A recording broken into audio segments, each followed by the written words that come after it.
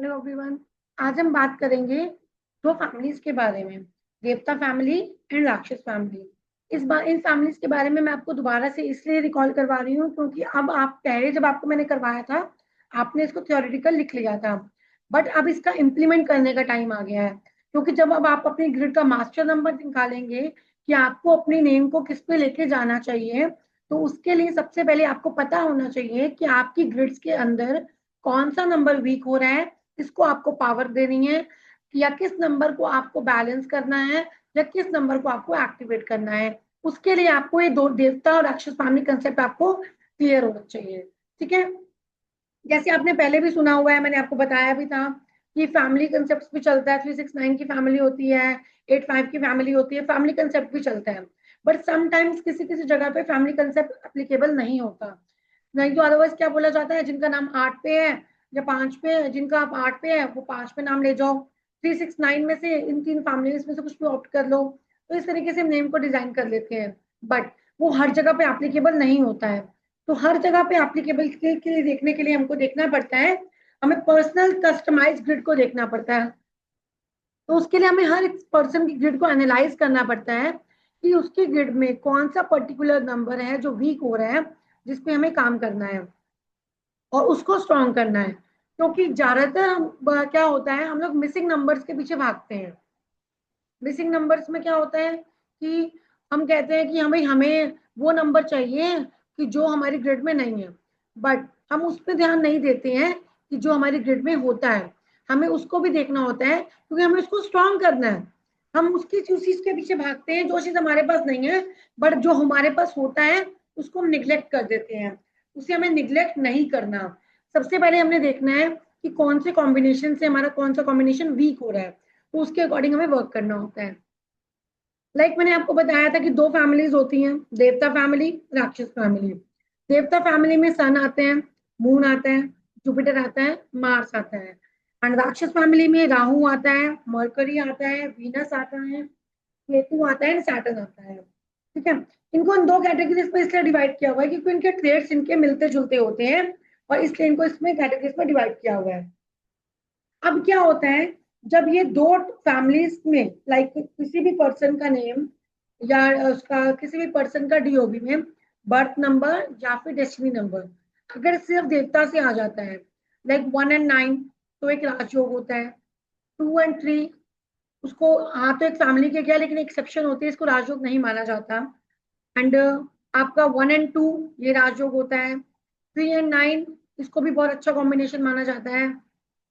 तो इस ऐसे कॉम्बिनेशंस में जो जिनके नेम्स में या जिनके भी आपकी ग्रिड्स के अंदर ये कॉम्बिनेशंस पाए जाते हैं, लाइक फर्स्ट नेम या फुल नेम इस पे आ जाए, या बर्थ नेम या आपका जो बर्थ नंबर है जो आपका या डेस्टिनी नंबर है वो दोनों एक ही फैमिली में आ जाए, तो उसकी लाइफ में स्ट्रगल्स कम होती हैं।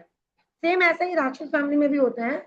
अगर एक ही नंबर दोनों में आ जाता है, लाइक किसी का 4 8 है, 4 8 वैसे स्ट्रगलिंग कॉम्बिनेशन होता है, ये एक्सेप्शन है उसकी, बट वो राजयोग में नहीं कहलाएगा।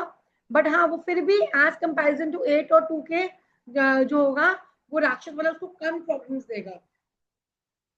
सेकेंड वन इज 5 और 4, नेक्स्ट वन इज 6 और 8, देन 7 और 4।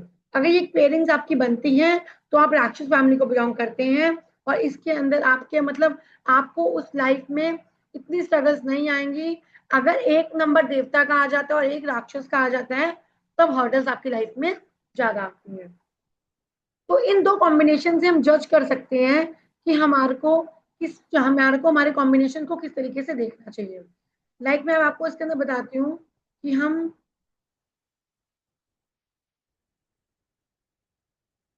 कौन से कॉम्बिनेशन से हम किस तरीके की बात कर सकते हैं। हम बात करते हैं 1 और 9 की। 1 और 9, वन मैंने आपको बता दिया वन क्या है। वन किसका नंबर है, वन सूर्य का नंबर है। एंड 9 किसका नंबर है, 9 आपका मार्स का नंबर है।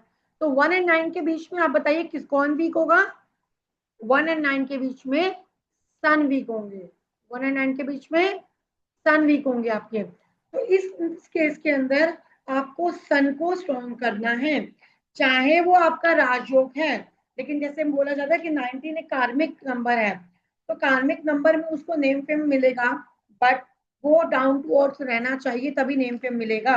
और इसके लिए, नेम फेम के लिए उसको अपॉर्चुनिटीज चाहिए। अपॉर्चुनिटीज कैसे मिलेंगी? अपॉर्चुनिटी नंबर 1 से मिलेंगी। अगर 1 नंबर आपकी गुड ग्रिड में होगा तो आपको लाइफ में टॉप पोजीशंस में लेके जाएगा। अदरवाइज होगा तो है, पर अगर स्ट्रांग होगा तो।